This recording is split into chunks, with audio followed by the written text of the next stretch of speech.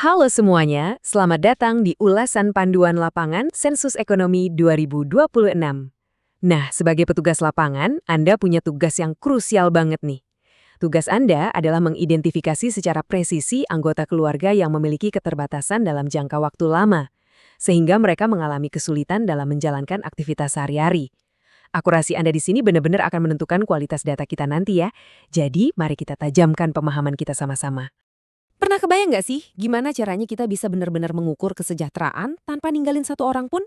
Jawabannya ada pada data yang inklusif. Seringkali saudara-saudara kita penyandang disabilitas ini jadi kelompok yang tak terlihat kalau kita nggak cermat waktu pendataan. Misi Anda di lapangan adalah memastikan setiap warga tercatat sesuai kondisi sebenarnya, supaya kebijakan yang lahir nanti itu bisa tepat sasaran.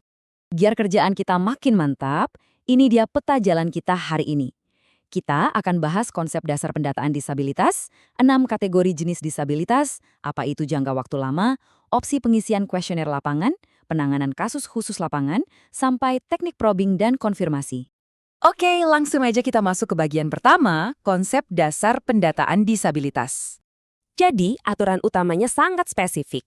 Penyandang disabilitas itu adalah mereka yang memiliki keterbatasan dalam jangka waktu lama, sehingga mengalami kesulitan dalam menjalankan aktivitas sehari-hari. Ingat ya, fokus kita di sini adalah pada kondisi yang sifatnya menahun atau berkepanjangan, dan pastinya berdampak nyata pada fungsi tubuh, mental, atau sensorik. Kalau kondisinya cuma sementara atau ringan banget, perlakuannya tentu bakal beda. Terus, kenapa sih pendataan ini penting banget? Gini, tujuan kita tuh jauh lebih besar dari sekedar ngisi angka statistik. Kita ini lagi memetakan kesejahteraan secara nyata. Dengan tahu persis di mana sih letak hambatan aktivitas warga, entah itu saat mereka berjalan, melihat, mendengar, berbicara, belajar, atau sekedar ngurus diri sendiri, pemerintah nantinya bisa ngerancang layanan sosial yang benar-benar pas. Pekerjaan Anda hari ini secara langsung membentuk layanan masyarakat di masa depan. Sip, kita lanjut ke bagian kedua, 6 kategori jenis disabilitas. Di kuesioner SE 2026, disabilitas dibagi jadi 6 kategori utama nih. Ada fisik, mental, intelektual, dan 3 kelompok sensorik, yaitu netra, rungu, dan wicara. Kenapa harus dipisah sespesifik ini? Ya, karena dukungan kebijakan yang dibutuhin buat masing-masing kondisi pastinya beda-beda banget. Oh ya, sebagai pencacah, Anda juga diizinkan kok buat milih lebih dari satu kategori kalau responden memang punya kondisi disabilitas ganda. Biar lebih kebayang, kita bahas contoh nyatanya ya. Kalau disabilitas fisik itu contohnya kelumpuhan atau amputasi anggota tubuh.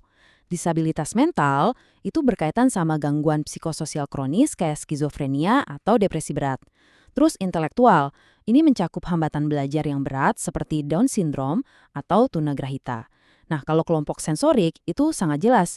Netra buat penglihatan yang buta total atau low vision berat, rungu buat yang tuli permanen, dan wicara untuk yang punya hambatan komunikasi verbal.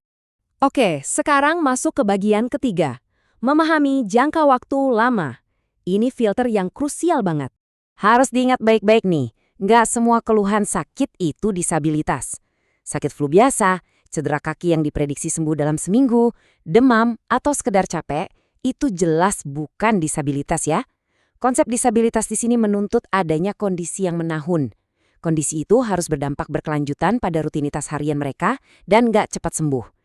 Jangan sampai kondisi sesaat malah masuk ke data kita secara keliru.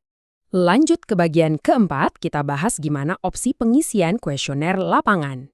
Di blok 3 kuesioner, Anda tinggal milih. 1, ya, kalau memang ada keterbatasan jangka panjang yang nggak hambat rutinitas. Pilih 2, tidak, kalau orang tersebut bisa beraktivitas normal tanpa hambatan berarti. Tapi hati-hati dengan kode 9, tidak tahu ya. Kode ini sifatnya sangat eksklusif. Anda cuma boleh pilih ini kalau status responden di blok I R9A berkode 3 atau 4. Artinya, mereka nggak tinggal bersama keluarga atau emang nggak bisa dipastikan. Jadi, kalau orangnya ada persis di depan Anda, kode 9 ini nggak boleh dipakai sama sekali. Sekarang kita masuk ke bagian kelima, penanganan kasus khusus lapangan. Pasti di lapangan ada aja kejadian unik kan? Kunci dari kebingungan ini biasanya ada pada pemakaian alat bantu. Gini contohnya, seseorang yang kakinya diamputasi, biarpun sekarang dia udah bisa jalan lancar pakai kaki palsu, dia tetap dicatat sebagai penyandang disabilitas fisik. Soalnya, kehilangan organnya itu bersifat permanen. Hal yang sama berlaku buat lansia yang emang udah sulit berjalan permanen. Tapi sebaliknya nih, kalau ada yang pakai kacamata atau alat bantu dengar, Dan dengan alat itu kondisinya terkoreksi sempurna sampai bisa beraktivitas normal, nah orang tersebut tidak dicatat sebagai disabilitas. Paham ya bedanya? Dan akhirnya bagian keenam. Ini tentang cara kita komunikasi, teknik probing dan konfirmasi. Ngobrolin soal kondisi kesehatan itu kan sensitif ya, jadi pakai deh pendekatan KPK. Pertama, connect, bangun rasa nyaman pakai 4S, yaitu senyum, salam, sapa, dan santun. Kalau udah cair, masuk ke probing. Pakai pertanyaan yang netral, pelan-pelan dari topik umum baru ke spesifik tanpa terkesan menghakimi.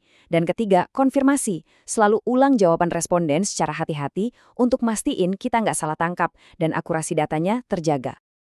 Nah, jangan pernah berasumsi di lapangan. Daripada kita nanya dengan kalimat yang mengarahkan kayak, wah, Papa udah nggak bisa kerja ya karena kakinya sakit, lebih baik tanya aja dengan netral. Maaf Bapak Ibu, apakah kesulitan tersebut mengganggu aktivitas sehari-hari? Pertanyaan kayak gini itu nyaman didengar dan ngasih kebebasan buat mereka nyeritain sendiri seberapa besar hambatan yang mereka rasakan sehari-hari. Terus, kalau Anda mulai ragu, ini kondisinya sementara atau bukan ya? Gampang, tanyakan dengan lembut. Boleh dijelaskan lebih lanjut Bapak Ibu, apakah gangguan tersebut sifatnya permanen dan sudah berlangsung lama? Sekali lagi, Anda bukan lagi mendikte jawaban, tapi lagi bantu mereka memetakan sendiri kondisinya. Ini bakal menjaga kenyamanan warga dan bikin data Anda super valid. Oke, sebagai pengingat utama sebelum Anda bertugas, nggak semua sakit itu disabilitas.